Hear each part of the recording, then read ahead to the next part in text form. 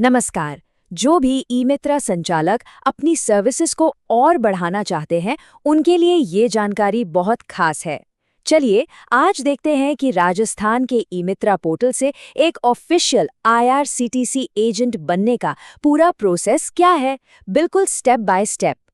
तो सवाल सीधा सा है, क्या ई मित्रा से आईआरसीटीसी एजेंट बनने की पूरी A to Z जानकारी चाहिए? अगर जवाब हाँ है तो बिल्कुल सही जगह पर है। चलिए शुरू करते हैं। देखिए, किसी भी काम की सबसे अच्छी शुरुआत होती है तैयारी से। इसीलिए रजिस्ट्रेशन शुरू करने से पहले ही कुछ ज़रूरी डॉक्यूमेंट्स अपने पास तैयार रखना बहुत ज़रूरी है, ताकि पूरा प्रोसेस एकदम स्मूथ हो जाए। तो क्या क्या चाहिए होगा? मुख्य रूप से 4 चीज़ें हैं। एक तो पैन कार्ड, दूसरा आधार कार्ड, तीसरा एक यूनिक मोबाइल नंबर, मतलब ऐसा नंबर जो पहले कभी आईआरसीटीसी पर यूज ना हुआ हो, और चौथा एक बिल्कुल फ्रेश ईमेल आईडी। बस ये 4 चीजें पहले से रेडी रखें। अच्छा, अब आते हैं इस पूरे प्रोसेस के सबसे इम्पॉर्टेंट रूल पर। बहुत ध्यान से सुनिए। जो मोबाइल नंबर और ईमेल आईडी इस्तेमाल हो रहा है, वो पहले कभी भी किसी भी आईआरसीटीसी आईडी से लिंक नहीं होना चाहिए, बिल्कुल भी नहीं। ये बात सुनने में शायद छोटी लगे, लेकिन अगर इसका ध्यान नहीं रखा तो रजिस्ट्रेशन फेल हो सकता है, सीरियसली। तो चलिए अब बढ़ते हैं अपने पहले एक्चुअल स्टेप की तरफ। एजेंट बनने का जो सफर है वो शुरू होता है ई मित्रा पोर्टल पर रजिस्ट्रेशन फीस पे करने से। और ये बहुत ही आसान है। सबसे पहले ई मित्रा पोर्टल पर लॉगिन करना है। फिर सर्विसेज की लिस्ट में से payment for registration for IRCTC वाली सर्विस ढूंढकर सिलेक्ट कर लें। वहां अपनी डिटेल्स चेक करके पेमेंट कर दें। और हाँ, आखिर में ई मित्रा की रसीद यानी रिसीट जरूर जनरेट कर लें। ये रिकॉर्ड के लिए बहुत काम आएगी। तो कितना शुल्क लगेगा? इसके लिए एक फिक्स्ड रजिस्ट्रेशन फी है 500 रुपये। यह वन टाइम फी है जो प्रोसेस के बिल्कुल शुरू में ही देनी होती है। ओके, तो फीस जमा हो गई। अब आते हैं दूसरे बड़े कदम पर, जो है एजेंट रजिस्ट्रेशन फॉर्म भरना। यहाँ पर सारी ज़रूरी जानकारी देनी होगी और डॉक्यूमेंट्स को ऑनलाइन अपलोड करना होगा। इसका प्रोसेस भी काफ़ी सीधा सा है। देखिए, सबसे पहले ई मित्रा पोर्टल से आईआरसीटीसी एजेंट फॉर्म डाउनलोड करके उसे पूरा भर लेना है। फिर सर्विस मेन्यू में जाकर फॉर्म अपलोड करने का ऑप्शन सिलेक्ट करना है।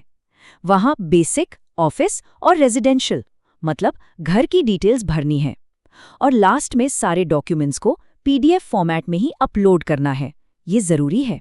एक बात का ध्यान रखें, पीडीएफ फॉर्मेट में 3 डॉक्यूमेंट्स अपलोड करने हैं। एक तो वो भरा हुआ एप्लीकेशन फॉर्म, दूसरा पैन कार्ड की कॉपी और तीसरा आपके कियोस्क का एड्रेस प्रूफ। बहुत बढ़िया, फॉर्म और डॉक्यूमेंट्स अपलोड हो गए। अब हम आ गए हैं सबसे एक्साइटिंग और फाइनल स्टेज पर, अपनी नई आईआरसीटीसी एजेंट आईडी को एक्टिवेट करना। जब ई मित्रा की टीम एप्लीकेशन को प्रोसेस कर लेगी ना, तो एक यूनिक एजेंट कोड मिलेगा। ये कोड कुछ इस तरह का दिखेगा, WRAJCOM, और उसके आगे कुछ नंबर्स। समझ लीजिए, यही अब आपकी ऑफिशियल पहचान है। तो जैसे ही आईडी मिल जाए, रजिस्टर्ड ईमेल पर एक एक्टिवेशन लिंक आएगा, उस पर क्लिक करना है।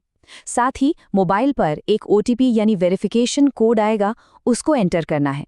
बस इसके बाद अकाउंट एक्टिवेट हो जाएगा। और हाँ, एक्टिवेट होते ही तुरंत लॉगिन करके अपना पासवर्ड ज़रूर बदल लें, सिक्योरिटी के लिए। लेकिन रुकिए ज़रा, 1 मिनट। क्या आपको पता है कि इस पूरे प्रोसेस में एक स्टेप ऐसा है जो सबसे ज़्यादा ज़रूरी है? मतलब उसके बिना आईडी पूरी तरह से काम ही नहीं करेगी। क्या हो सकता है वो? और वो है आधार बेस्ड KYC।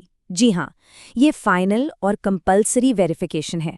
जब तक OTP के जरिए आधार KYC पूरा नहीं होता, तब तक आईडी से टिकट बुक नहीं कर सकते। वो पूरी तरह से एक्टिव नहीं मानी जाती, तो इसे तो करना ही करना है। तो एजेंट आईडी एक्टिवेट होने पर बहुत बहुत बधाई। लेकिन अब काम शुरू होता है।